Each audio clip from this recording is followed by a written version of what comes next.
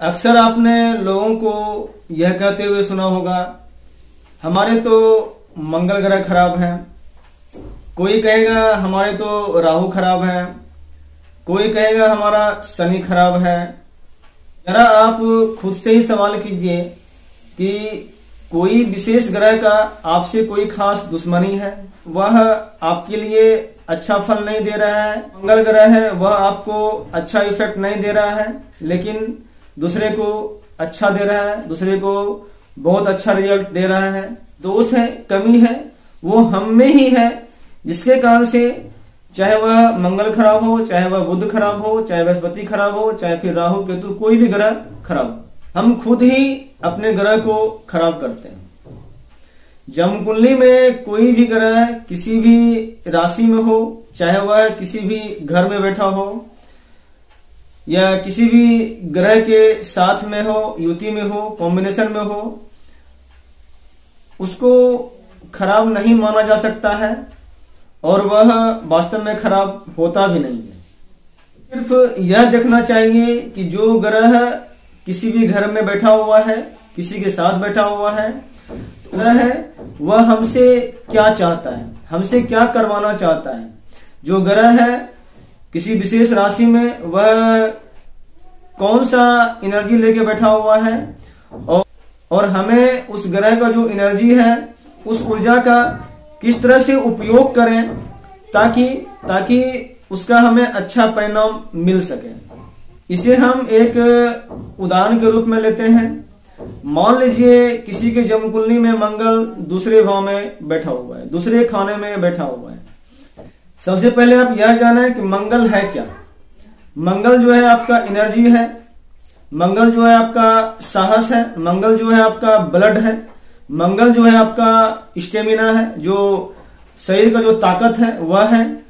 तो अब अपनी ऊर्जा को, अब अपनी ताकत को, अब अपने साहस को जहां पर खर्च करते हैं वही आपका मंगल है। तो मंगल अगर दूसरे खाने में बैठा हो तो कहीं न कहीं व्यक्ति रुपया कमाने में, क्योंकि जो दूसरा खाना है वह धन भाव का है, तो धन कमाने में अपनी ऊर्जा को भरपूर लगाएगा। दूसरे भाव का जो मंगल होता है, लाल किताब में इसकी दृष्टि छठे भाव पर आती है, तो कहीं न कहीं जातक लड़ाई झगड़ा में भी अपना जो ऊर्जा है वह खर्च कर सकता है। वैसे दूसरा खाना होता है वह आपका फैमिली है, फैमिली जो रिलेशन होता है वह है। तो कहीं न कहीं आप अपना जो जी है वह आपके फैमिली मेंबर में भी जाया होगा। देखें तो दूसरा खाना जो है वह मंदिर भी है। तो कहीं न कहीं हो सकता है कि जातक के मन में ईश्वर के प्रति अगाध प्रेम आ जाए और वह अपने पूरे जीवन को वह ईश्वर के श्री चरणों में अर्पित कर दे। तो यह भी एक मंगल का सदुपयोग हो सकता है।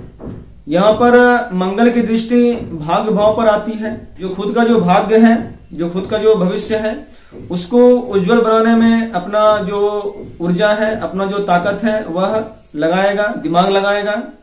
तो यह भी एक अच्छा, तो यह आप पे डिपेंड करता है कि आप अपना जो धन है, अपना दिमाग है, अपना ताकत है, अपना जो एनर्जी है वह लड़ाई झगड़े में लगाते हैं या फिर धन कमाने में लगाते हैं, या जो आपका भाग्य है, जो आपका भविष्य है, उसको उज्जवल बनाने का प्रयास करते हैं। कहीं न कहीं दूसरे भाग जो मंगल होता है उसकी दृष्टि अष्टम भाव पर भी होती है।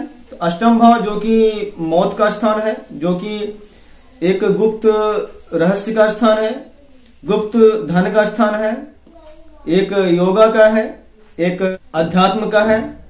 जो अष्टम भाव का जो ऊर्जा क्षेत्र है उसमें भी अगर आप अपने मंगल का अर्थात इनका उपयोग करते हैं तो वह आपको पॉजिटिव इफेक्ट देगा।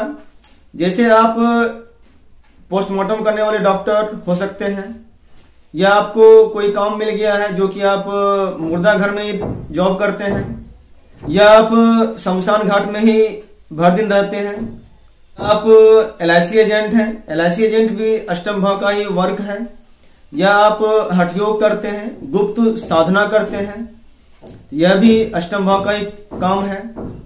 अष्टम भाव सर्कस भी है, मौत का कुआं भी है, जहां की हमेशा जिंदगी दांव पे लगा रहता है। तो इस तरह का जो एक्टिविटी है उससे अगर आप करते हैं तो फिर जो मंगल का जो एक पॉजिटिव इफेक्ट निकल के आएगा।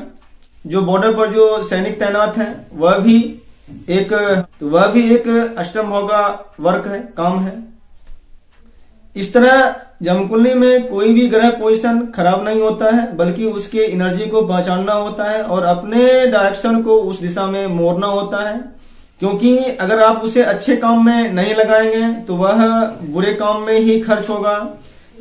जिस तरह से कि धन को अगर आप शुभ कामों में खर्च नहीं करते हैं तो कहीं न कहीं वह बेफिजूल के काम में, केस मुकदमा में, बीमारी में, रोग में वह खर्च होगा।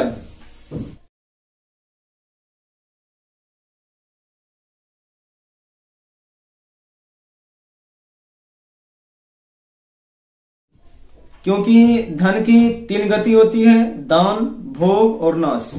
ठीक वैसे ही ऊर्जा को भी आप बांध के नहीं रह सकते हैं, इसको भी आपको कहीं न कहीं खर्च करना ही होगा।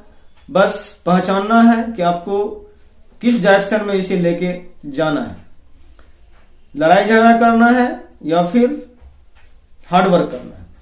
क्योंकि जो आपके अंदर ऊर्जा है, जो आपके अंदर एनर्जी है, उसका कहीं न कहीं तो वह उपयोग होगा ही। इसलिए आज से इस तरह की बातें करना छोड़ दें कि हमारा कोई ग्रह खराब है तो कोई ग्रह अच्छा है। कौन सा ग्रह खराब है और कौन सा ग्रह अच्छा है, इसे जानने का एक बहुत ही अच्छा तरीका है जो आपका रिलेशन है उसमें आप देखें। जैसे सूर्य पिता का कारक है, चंद्रमा माँ का कारक है, मंगल भाई का कारक है, बुध बहन है, बेटी है, बृहस्पति आपके गुरु हैं, शिक्षक हैं, शुक्र आपके लाइफ पार्टनर हैं, शनि फिर आपके जो अधीनस्थ जो भी काम करते हैं, जो आपका स्टाफ है, जो आपका नौकर है, वह आपका शनि है। जो राहु है वह सफाई कर्मी है, भिखारी है, और जो केतु है वह आपका बेटा है। तो आप यह देखें कि जो अगर आपका संबंध माँ से खराब है तो फिर चंद्रमा आपका खराब है। तो बिल्कुल सिंपल, आप माँ से संबंध अच्छा रखें, चंद्रमा अच्छा। अगर आपका पिता से संबंध खराब हो रहा है तो कहीं न कहीं सूर्य प्रभावित हो रहा है, तो आप पिता से संबंध को बेहतर करें तो सूर्य आपका अच्छा होगा। इस तरह से आप रिलेशन को लेकर के अच्छे और बुरे ग्रह की पहचान कर सकते हैं और उसे ठीक भी कर सकते हैं। तो बहुत बहुत धन्यवाद।